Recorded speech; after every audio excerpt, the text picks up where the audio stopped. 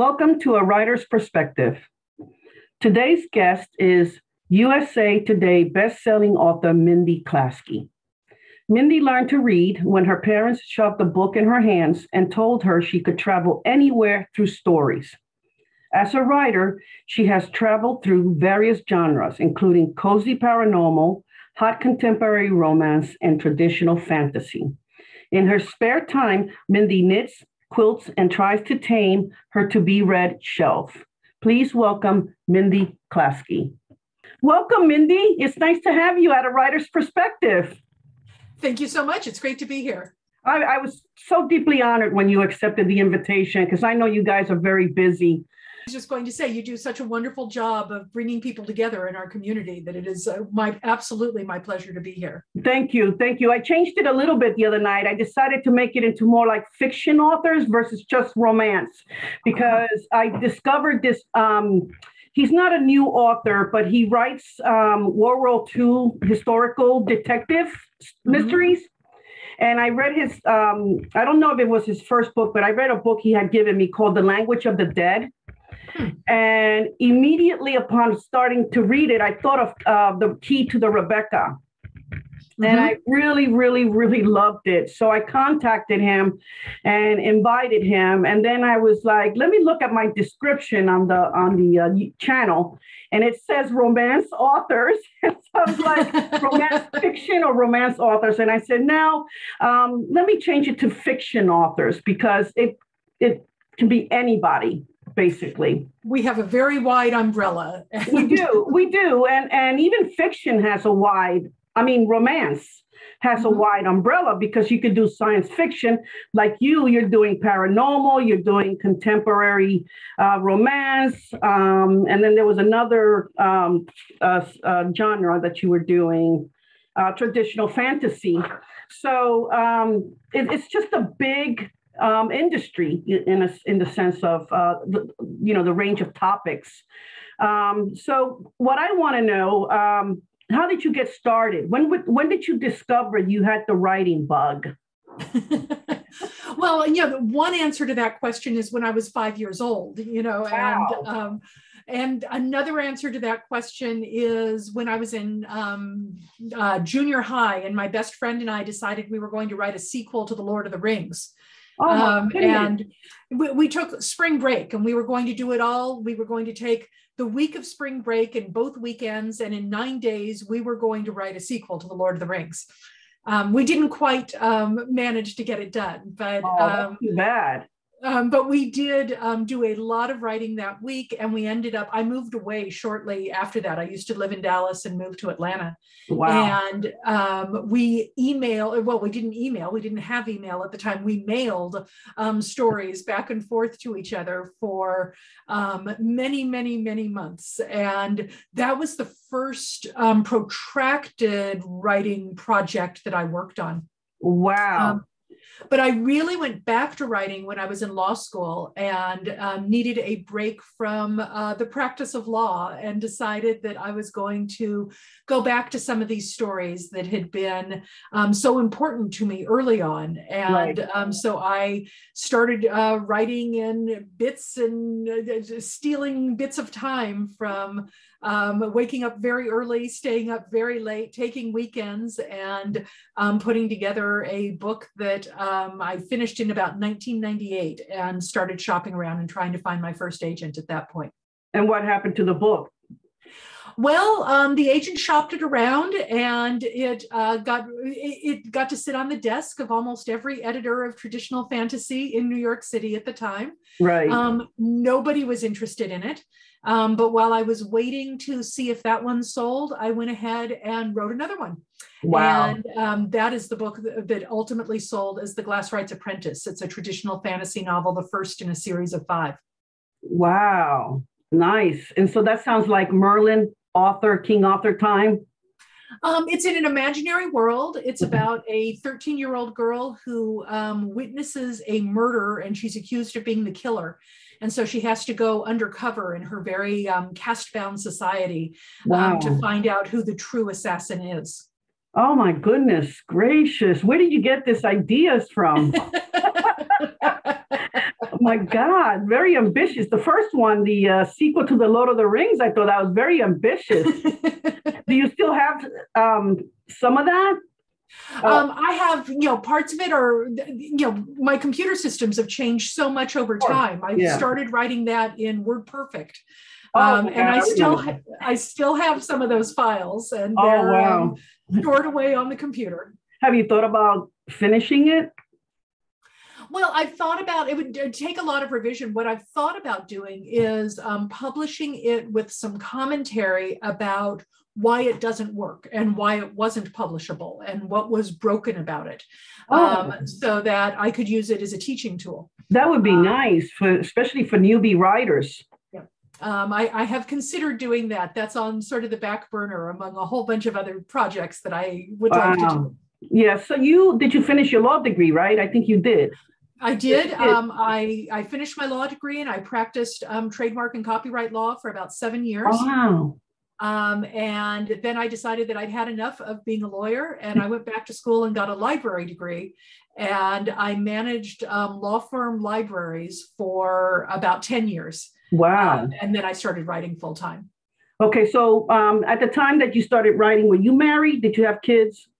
When I started writing, I was not married, and I am now married. I still don't have kids. Okay. But when I started writing, I was sort of only responsible to me in terms of how I divided up my time. I did. Right. How does your husband handle the writing? Does he think it's a good idea? That he likes that you're happy with it? He has been tremendously supportive. When I came home, I had a library job where I was managing the law firm library for a firm that had 20 different offices around the world. And I spent 1 week a month in Chicago and 1 week a month in a different office, and then 2 weeks a month in DC where I lived. And I came home and I said to him, I can't keep up with this travel schedule. I need to find a new job. He was the one who said, why don't you try writing full time? So it's been wonderful to have that type of support. What a guy. That's awesome. I think I'll keep him. You keep him, yeah. So you have, I looked at 3 of your books, The F Word, The Girl's Guide to Witchcraft, and Pitch Perfect, I believe. Perfect Pitch, yep. Perfect Pitch, which is based on sort of like baseball industry. The Perfect Pitch is the first of a 9-book series of baseball romances. There's 1 book for each of the position players of the baseball team, and they're contemporary romances. They're relatively short, lots of tropes, just fun contemporary romance. How did you get that idea? My husband is a huge baseball fan, and we go to Washington Nationals games every year. And when you're sitting there watching games week after week, you start getting ideas for stories. And so that was sort of where that series was born. Did he help with any of the rules and, I had him read through each book to make sure that I got the baseball stuff right. And he claims that he skipped over the romance parts, but just read for the baseball, but I'm not quite sure. Oh my God, that's pretty funny. So your books were traditionally published then, right? My first about a dozen books or so were traditionally published. I had that traditional fantasy series about the Glass Rights Apprentice. Okay. And after I finished writing that series, I wanted to sort of level up in writing traditional fantasy. And so my agent said, you have to write the entire book so that you can, so that I can sell it as a book that's already been written. And so I wrote this grim, dark, very, very, very brooding fantasy novel. And he started shopping it around, and it did not sell. And I decided I wanted to do something completely different. And so after taking a few months off, I sat down and I was sort of sketching out notes to myself. And I started writing Jane Madison is a librarian who has a problem. I started reading that one. 3. I started reading that one. and that became Girl's Guide to Witchcraft. And that was traditionally sold. It sold to Red Dress Inc., which was Harlequin Corporation's chick lit imprint, the line of books that they created in response to Bridget Jones's Diary. And so they were all these fun young woman in the city books. Mine was the first Paranormal that they published. So I ended up writing a 3-book series for them on witches and a 3-book series for them on genies. And then at that point, indie publishing was just starting to come out. They commissioned a 3-book series of vampires from me.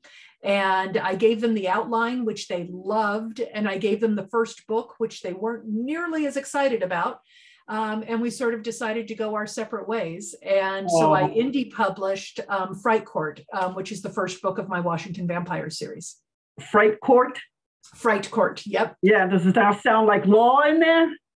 There's a little bit. It's about a woman who is the clerk of court for the Night Court of DC, who ends up finding out that there are a whole lot of vampire cases and other supernatural cases that are on the Night Court docket. Wow, cool. And that's called Fright Court. I need to check that one out.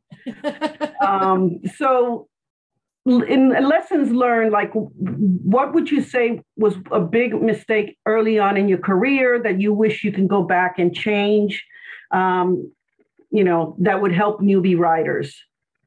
Early on, I went to my agent and I said, I have this great idea for a book. It was a chick lit book that I thought would be an absolute wonderful, lighthearted, wonderful. And he said, not really going anywhere with this. It doesn't feel like it has legs. I wouldn't write it. And ultimately, some of the ideas from that have been incorporated into my Washington Medical Vampire Ward series. But I wish that I had more faith in my convictions and had said to him, no, I really want you to push this. Or if we can't find a balance, I'm going to take this elsewhere on my own. I let myself be too easily influenced by people who said, no, this isn't going to work. Now, of course, at the time, before indie publishing existed, it was much more difficult to say, well, if you don't like it, I'm going to go do something else.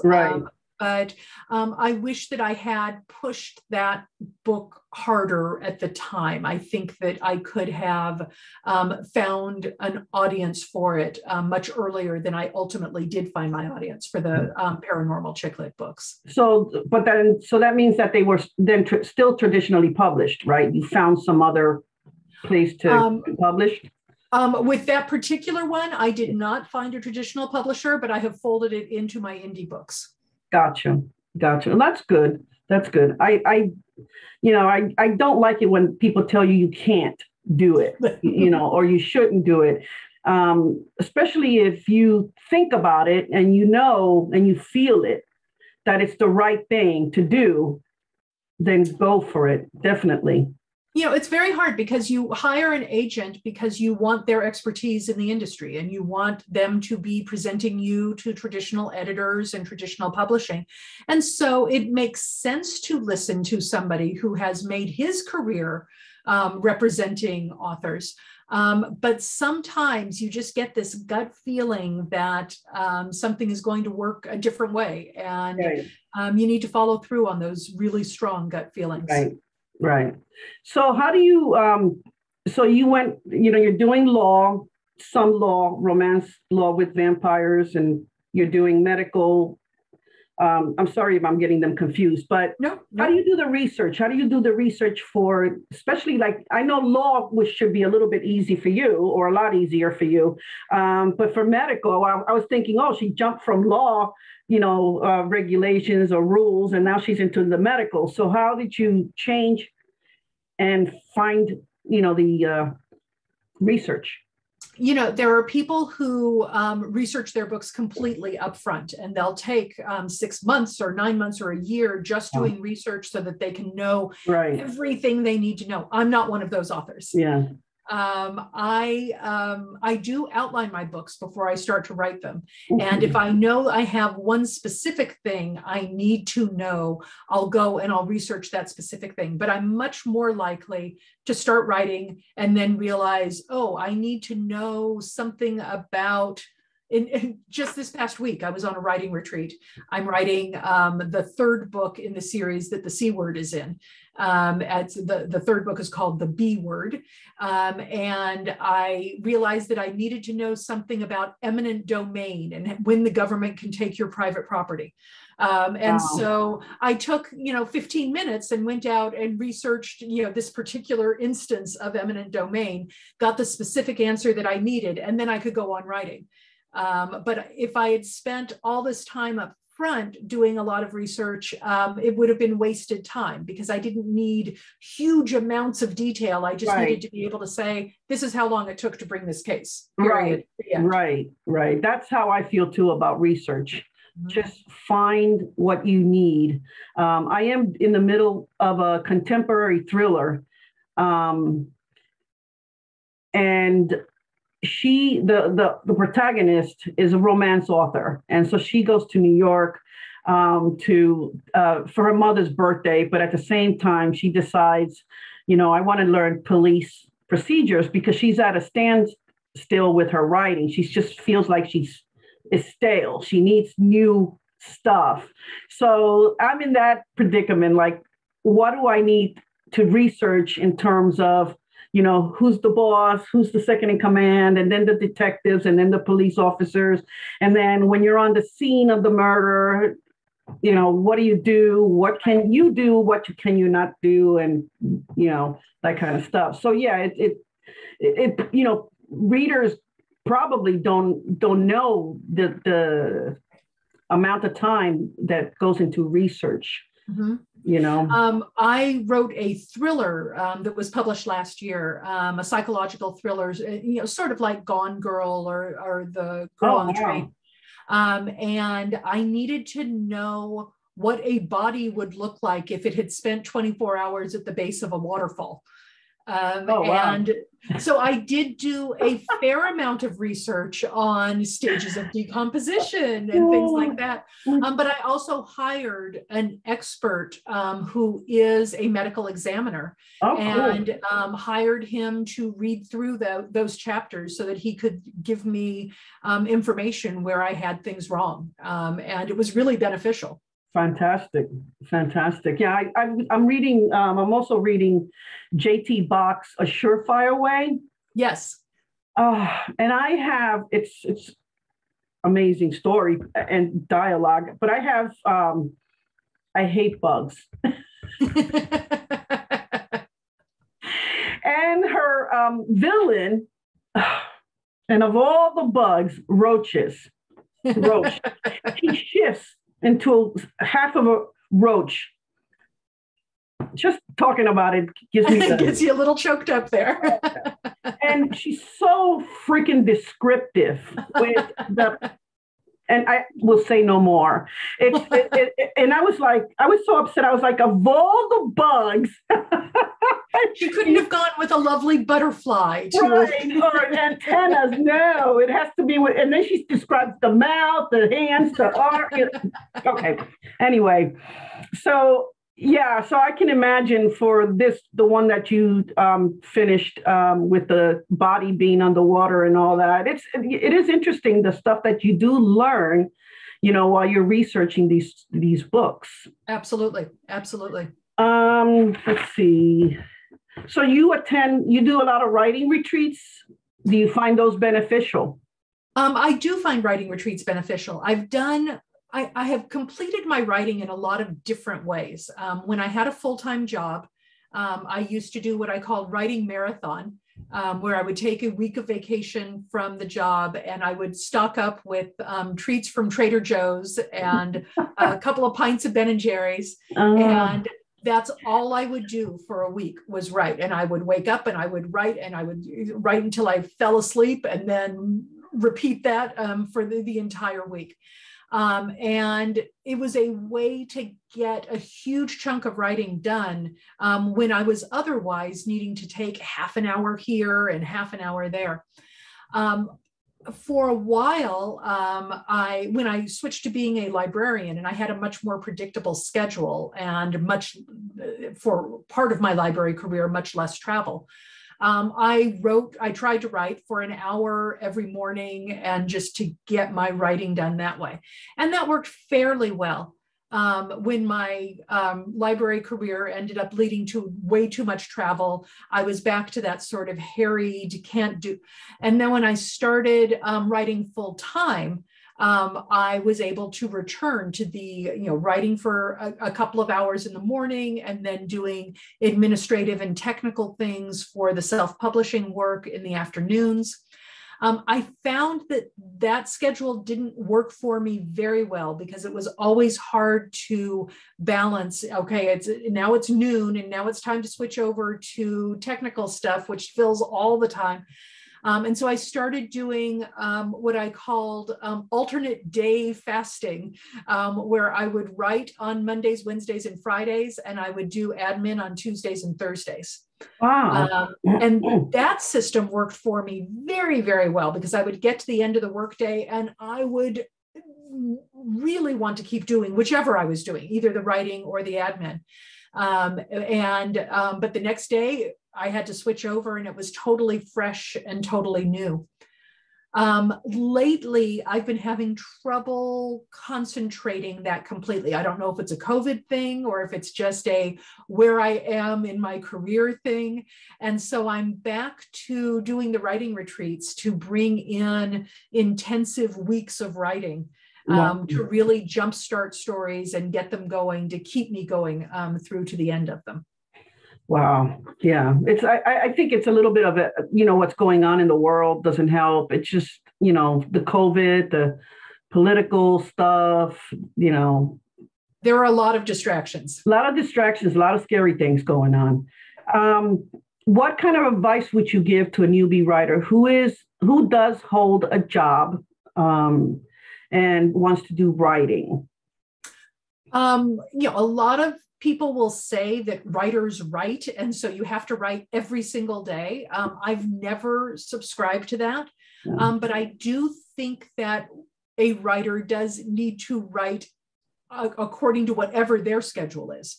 And so if somebody says, I can only write on weekends, my day job keeps me too busy, that's fine, but you need to commit to writing on weekends.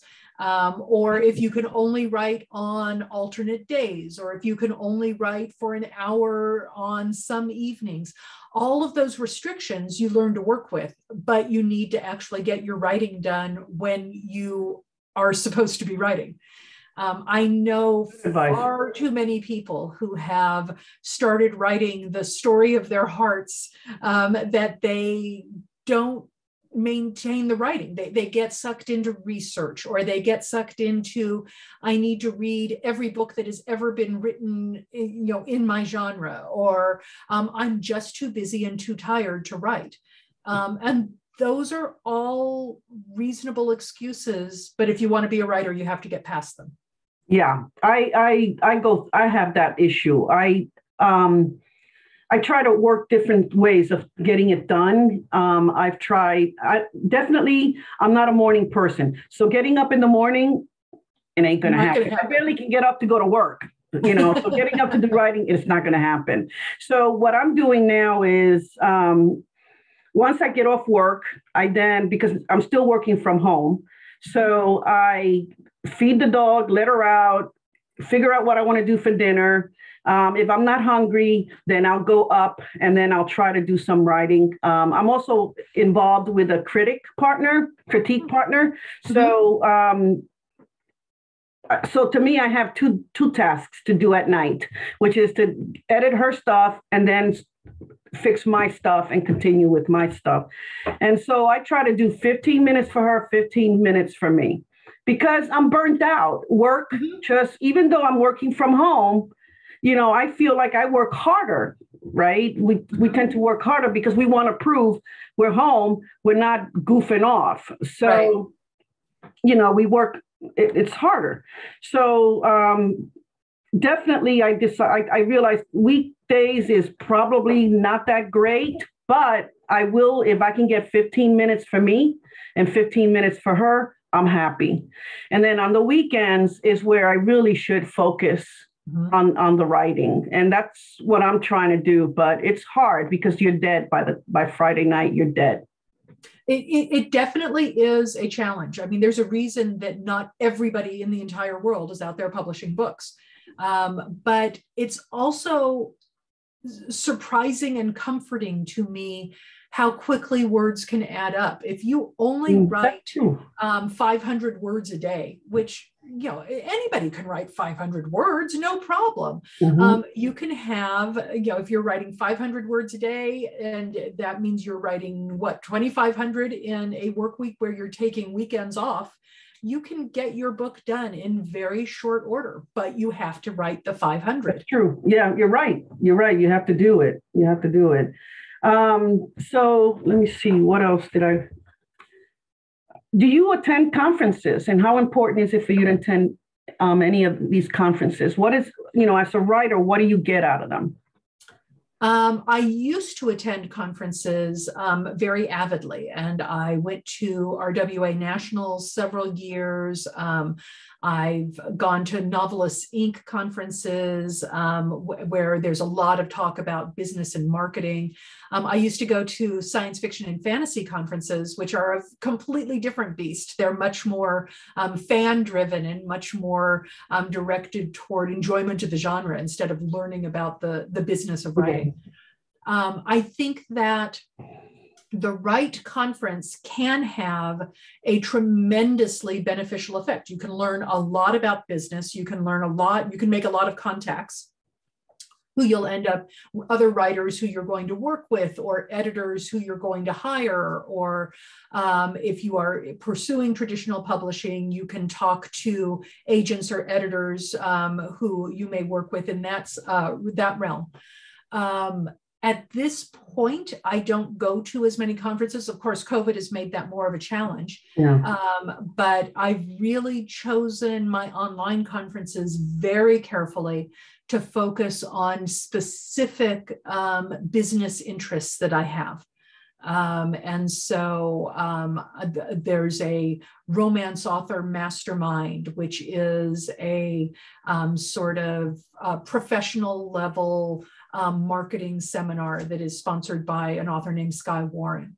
And I attended that this year. And so I pick and choose, but I think that especially for authors who are starting out, finding the right conference and checking, seeing what its reputation is, seeing who the speakers are, going through and looking and seeing if you're interested in traditional publishing, do they have appointments with agents and with editors? If you're interested in indie publishing, do they cover the indie world? Because a lot of traditional conferences do not. That's true. So really doing your research, because they're expensive. And especially if you're able to travel to them and attend them in person, you've got travel costs and hotel costs, and you have to make sure that it's worth it. Because every hour that you're at that conference is an hour that you could be getting another 500 words written. Good point. Or more, or more than that. Yeah, that's true. So I've been kind of out of the indie world for a while now. I tend to do my stories and have beta readers look at them, or book clubs look at them, and do edit upon editing, and then I self-publish it. But for you, since it sounds like you've been more out there, how has the indie publishing industry changed since the days when it just was coming up? Because I think that was not more than 10, 15 years ago, right? It's just because I remember when I first started with RWA and then WRW, I kind of got the feeling that indie was a bad word, at the time, especially from publishers, traditional publishers. They didn't want, to accept, or other organizations that, and I think RWA was one of them, and correct me if I'm wrong, but they refused to accept anybody who was an indie published, but they've come around, I believe. Yeah, it's been very difficult. When I started out as a writer and I would give advice to new writers, the very first word of advice that I gave people was money flows to the writer. So you don't pay to have your book published. You don't pay to hire editors. You don't pay for any of these things because that's what your publisher should do. And then indie publishing came along and changed all of that. And indie authors do pay for editors, and we do pay for cover design, and we do pay for advertising, and all of these things that had been strictly forbidden for all of those early years of my providing advice for people. It's taken the writers' organizations a while to come around. RWA needed to figure out how to provide some programming for indie authors. The Science Fiction and Fantasy Writers of America needed to figure out if their entrance requirements require you to be published. How can you allow in indie published people when anybody can put a book out there? You don't have to, sell it. You just have to have it available for sale. And if nobody buys it, are you still a published author for purposes of the organization? And so over time, the various groups have figured out requirements for indie authors. That you need to be able to show that you've sold a certain number of copies, or that you have earned a certain amount of money, and you need to be willing to share those facts and figures with them. And most of them, I think all of the major writing organizations now accept indie authors, but there are still hiccups that come along. I was talking to an author the other day who makes almost all of his income through Kickstarter. And he writes books that he uses the crowdsourcing options of Kickstarter. People join the Kickstarter and agree to pay him $10 for the ebook or $20, and he never actually publishes them. They're not available on Amazon. They're not available at Apple or Barnes and Noble or Kobo or any of the other stores. They're just available to his Kickstarter supporters.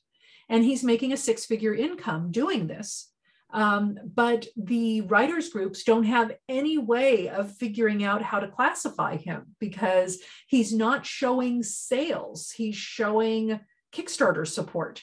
And so he's challenging some of these organizations to continue moving forward and figuring out new models.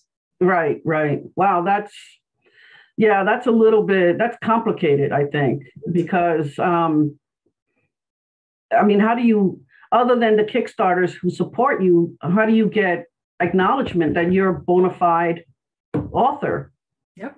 And I can say, I make six figures at Kickstarter and not have to show proof, Right.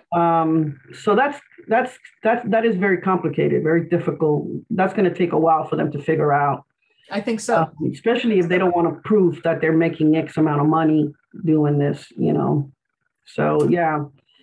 The other thing, so let's talk about the F word, the Witch's Guide to the Girl's Guide to Witchcraft. Mm-hmm. So the first book in the C word or F word series was the F word, right? No, the first book is the C word, okay. And the most recent book is the F word. Okay, the recent. So, okay, so I know that the C word comes from. It started with COVID. That's one of the things that C stands for. Okay, so tell me a little bit about it without giving it away, because I don't want readers to, get. I want them to be curious and buy the book. Absolutely. The C word is set just on the eve of COVID restrictions going in place, with people starting to shelter at home and that sort of thing. The book begins with there's a prologue for the book where our heroine discovers that her fiance has been cheating on her, and she walks out of her wedding. And a few months later, as chapter 1 begins, she is attending a fundraiser. She is a sports writer. Oh, wow. Attending a fundraiser that is being sponsored by a baseball organization.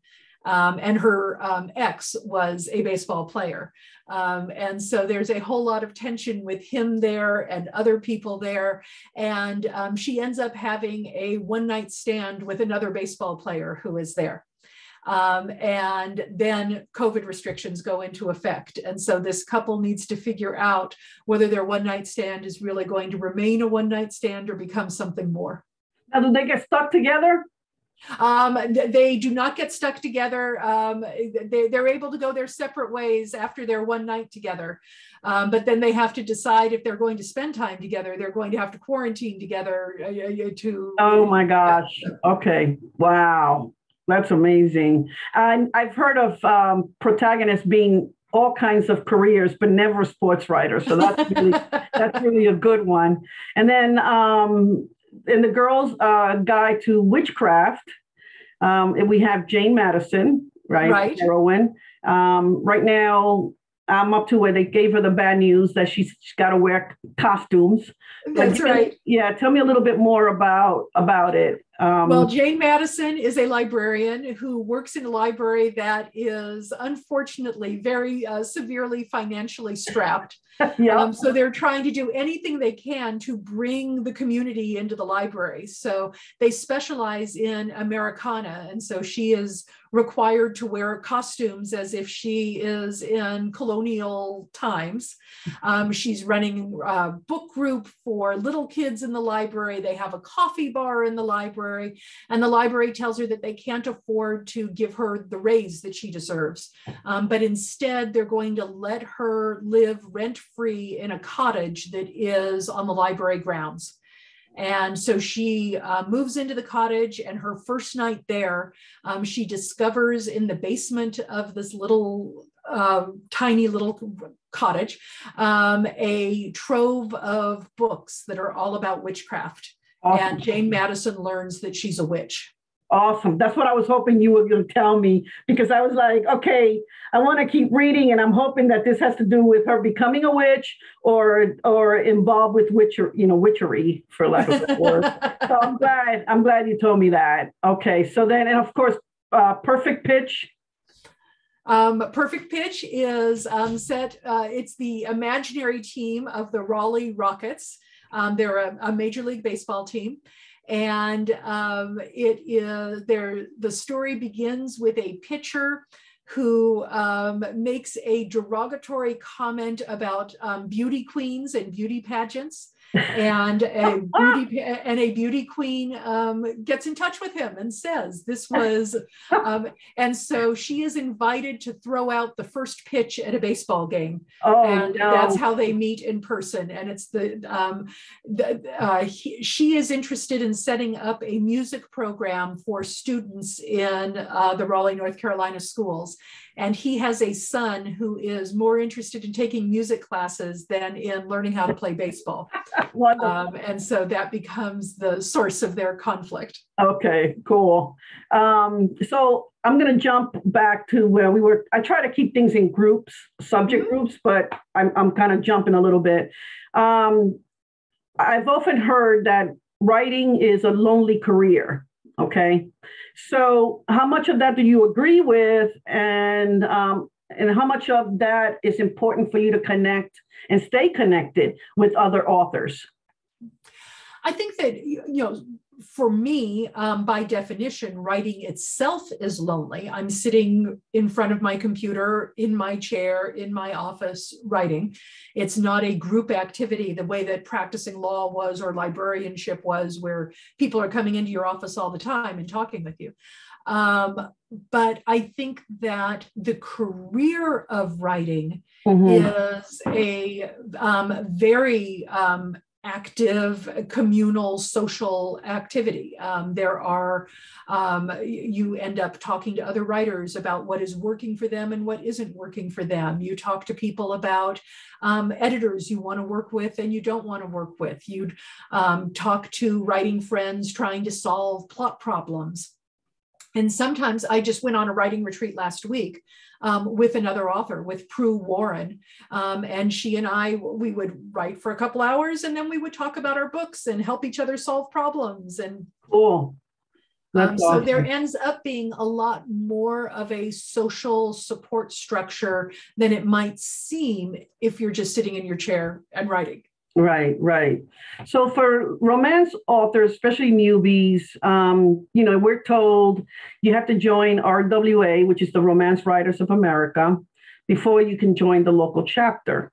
Mm-hmm. Is that still the case? Because it's been a while and I dropped, their membership a while ago because they were having a lot of problems. And I'm kind of hoping they kind of figured out their problems. Romance Writers of America does still require people to be members of RWA National before you can join a local chapter. There are a number of individual chapters that have disaffiliated from RWA. So they're no longer under that same umbrella, and so you can join. They may have their own membership restrictions. For example, the New England chapter has disaffiliated from RWA. And I don't know offhand if they have restrictions that you have to live in New England to be a member of this new organization. They may have restrictions, but the restriction that you have to be a member of RWA is no longer there. Okay, cool. I think I noticed that a couple of years ago, but and I joined I joined one that was like a Gothic chapter for Gothic romance, but that was a while ago. So I've been a little bit out of it in terms of, communication with other writing organizations. And I was thinking about rejoining WRW, but I'm not sure yet what I want to do. And especially if they are still, because no offense, not to you, but to RWA, their membership fee has really gotten. It's important to look at any of these organizations and determine whether it makes business sense for you to belong. Right. And RWA's membership is, I think, $95. And really? I thought it was $200. I don't think so. I may be misremembering. But you need to decide, are you going to get $100 or $200 worth of use out of the organization? And you may not. Right. With each organization has its own costs and has its own benefits. Right. And you need to weigh those, but that's true of every aspect of your writing career. Right. You're right. It cost me to go on this writing retreat. I had to pay for a place to stay and I had to pay for food while I was there. I would have paid for food while I was home too. But, right. Is it worth it? Absolutely. I got 35,000 words written. But all of these business practices have costs and you have to weigh it. Yeah. Well, I did get a lot of, from WRW, because you do have, all the members are experienced, established writers. Many of them were very helpful, very informative, love the unity when we met for the retreat every year. And I know that's changed because of COVID. So I don't think they've held a retreat in a while, but I know they do a lot. They have held retreats. They've been online. Online. I was just going to say they probably have held them online. And I know they still do a lot of, instructional stuff online as well. So it was a very good organization to learn, to be a part of. So I'm kind of looking to see if I can get back into doing more of that. But we'll see, because this is a writer's perspective is going to take me, it's starting to get busy. I invited Stephen Kelly, and now he's got another colleague in the writing industry who wrote The Spy's Son, which is a true story. And so he asked if I would, like to interview him, which I'm honored and I would love to, but this is, you're dealing with factual. Sure. So I need to do my research, on, who the writer is writing about. And it's been picked up for a television series or documentary. So that's going to take me some research to do. So we'll see what happens in terms of that. I mean, and I have to also do my own writing as well, sure. Because, I'm pretty sure this happens to you, that if you go a day or two without writing, you start to feel discombobulated or unhappy. If I miss several days, I start to feel this negative energy. Mm-hmm. And so, but it's not a bad negative energy. It's bad because you feel bad, but it's good in the sense that it's calling you, come back to the keyboard, come back to the writing pad or whatever to continue writing your stories. Mm-hmm. So what's next for you? I am finishing up. Well, I have 35,000 words that I've written of awesome. The B word, which is the third of the Bad Word series. And I will be finishing that up in the next 6 weeks or so.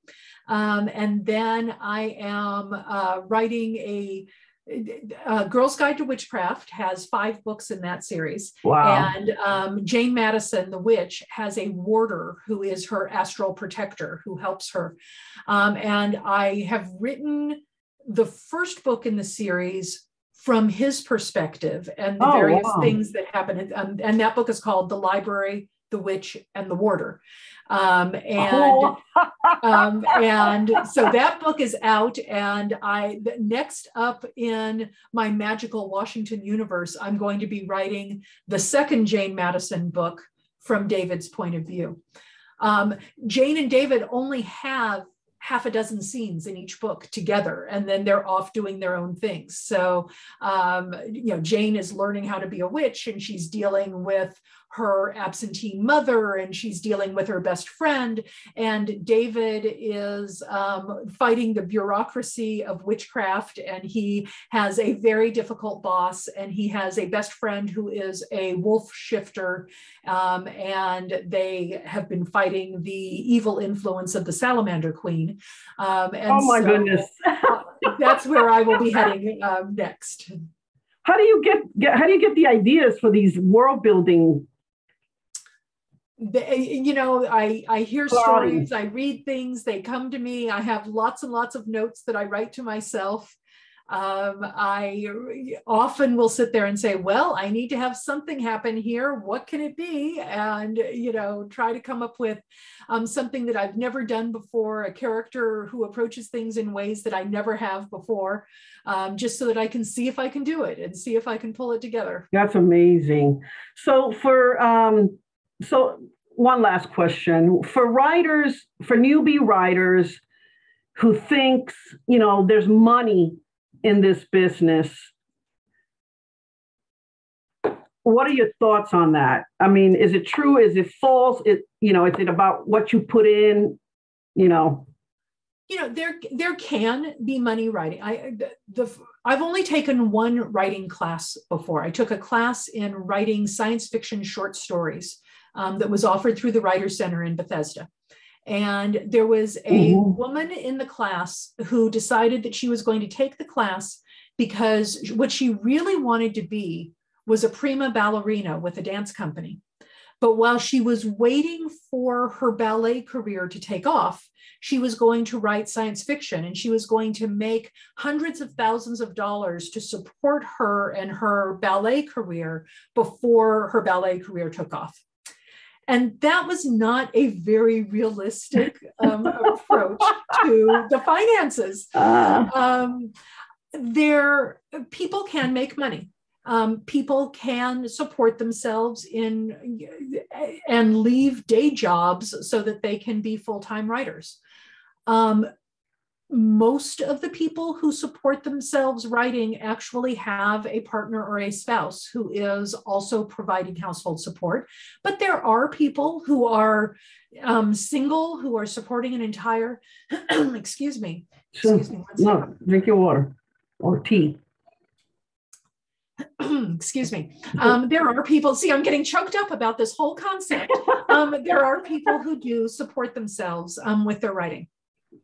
If you're going to do it, you need to study what your costs are and what you're going to need to earn to do that. And you're going to have to plot a course to get you there. You're going to have to figure out how many books are you going to need to publish each year. And if you publish those books, what are you going to have to price them at so that you can sell enough of them to make it to make your goal? And if you're going to price them at that, how are you going to get readers to find them?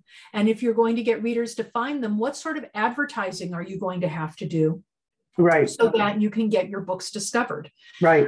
If you are just going to sit down and write a book and publish it and sit back and wait for the world to discover it, you're not going to make a lot of money. Yeah. No. Yeah. And also, you also have to take into consideration that the quality of the book has to be up to par. Absolutely.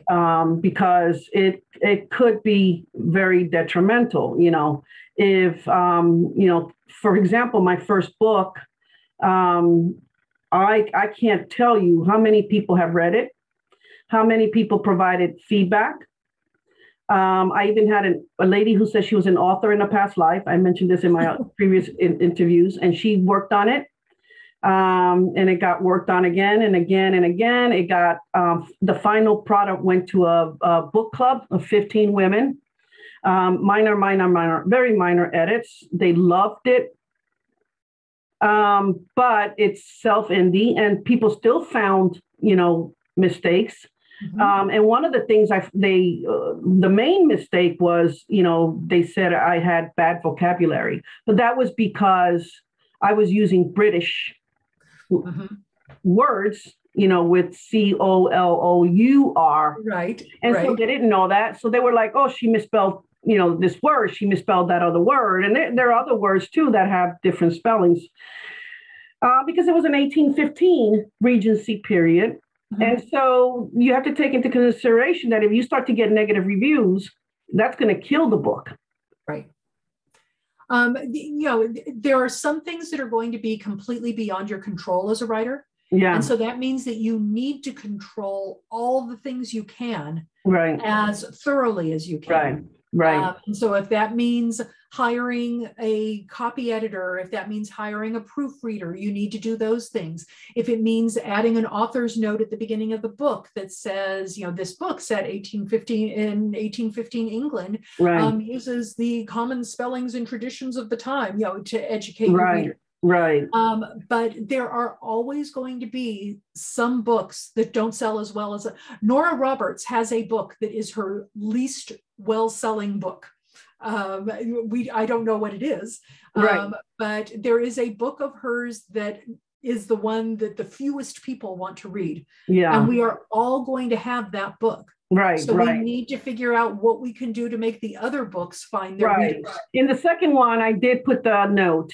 And then in the third one, I think I either put the note and then decided, forget about it. I'm going to go back and change the words to American standard, vocabulary, or I left it as is. The third book, which is the final book in the series, I definitely am using more American dialect, American spelling, because it is true. I mean, you are catering it to the American audience. Why are you making it British? I wanted to stick to close to the the period and the language and all that stuff, so we'll see. But now I'm working on the contemporary thriller, so that has a lot of American, right, especially New York vocabulary. Mm-hmm. Cops talks and all that kind of stuff. Mm-hmm. So okay, so let's see, what else did I so I'm going to go back to the C word and the F word. I'm assuming the C word is not a bad word. The F word is not a bad word. But The C stands for cheater, maybe? yeah, I will say that in both cases, both C and F and B stand for multiple things. Okay. And I am finishing up the B word, which is a contemporary rom-com. And then I'll be working on a new paranormal rom-com with David's point of view of the second book in the Washington Witches series. Awesome. Now, do you provide any teaching tutorials for newbies? If you go to my website, which is mindyklasky.com, I have a number of articles that are posted there. There are articles that I've written for publications where I have the rights back, and so I posted them. I also have a list of romance tropes. Okay. Most romance novels turn on certain storylines that have been tried and true over the decades that people love to read. And so it's a list of the tropes and the different ways that conflict can happen between characters according to those tropes. Awesome. Awesome. So I'll direct people there too. So thank you so much for taking time to visit us. Wish you lots of luck. Keep me posted when your the B word comes out. I definitely and will. Hopefully I can have you again later on as you write some more books and have more stuff to talk about. That would be great. Yes. Awesome. Thank you so much. Take care. Thank you. I'll let you know when the video is up. That sounds wonderful. And I, of course, will let people know. I wish you all the best of luck with this adventure. You. I think Thank it you sounds so wonderful. much. Thank you. Take care, Mindy. Take care. Nice Bye-bye. Bye. Thank you for visiting A Writer's Perspective. I hope you enjoyed our visit with Mindy Klasky. A big thanks to Mindy for taking time from her busy schedule to join us. For more information on Mindy, please check out the description box below for links to her website and books. In the meantime, keep on reading and writing.